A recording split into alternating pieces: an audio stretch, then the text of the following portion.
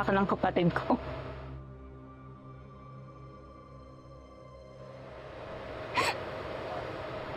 Inspirasyon ka niya, Velma.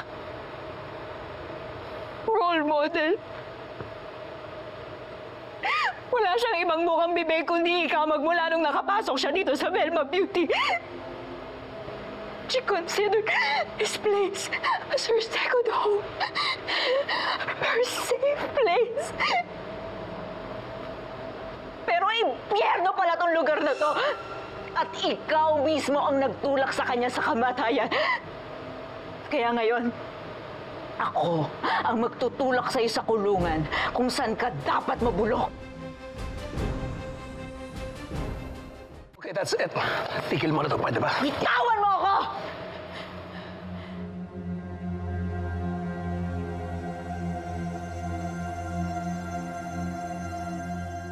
Handa kaming gawing lahat para protektahan si Noreen sa mga taong gustong manakit sa kanya.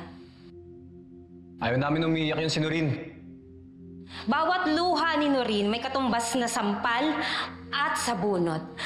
At kapag humagulgul yan, may suntok at sipa na aabutin sa akin. Why are you looking at me that way? Dahil winawarningan kita, girl. Sa oras na saktan mo si Noreen, babalikan kita. Huwag kang mag-alala, papipiliin kita sa mga choices na sinabi ko sa'yo kanina. Special offer yun. Sa'yo lang. Jana.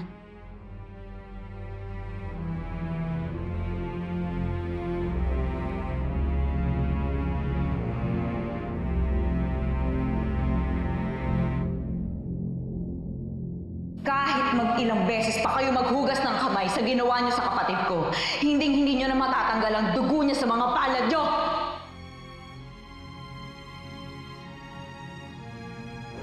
Miss Noreen Alfonso, welcome to Velma Beauty. Gusto kong ipakita sa isang Velma Imperial ang Velma Imperial na minamahal. Hindi lang dahil sa angkin niyang ganda, kundi pati ang talino at ang nabuo niyang legacy para marating niya kung nasaan siya ngayon. We will use your age as your power. Because aging is something na hindi niyo dapat ikahiya. Dahil ang ganda ay walang expiration. Velma Imperial. Limitless. We're going to be bringing Shari down. So why did you choose me? Simple lang po. Siyempre, ang gusto ko po yung may pinatunayan at tinitingala.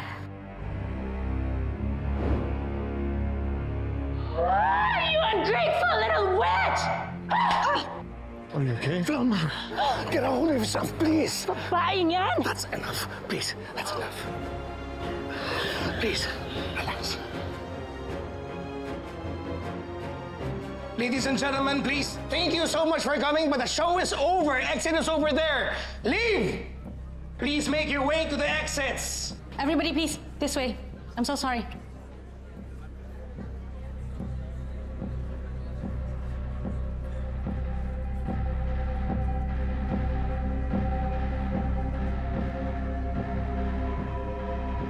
Okay.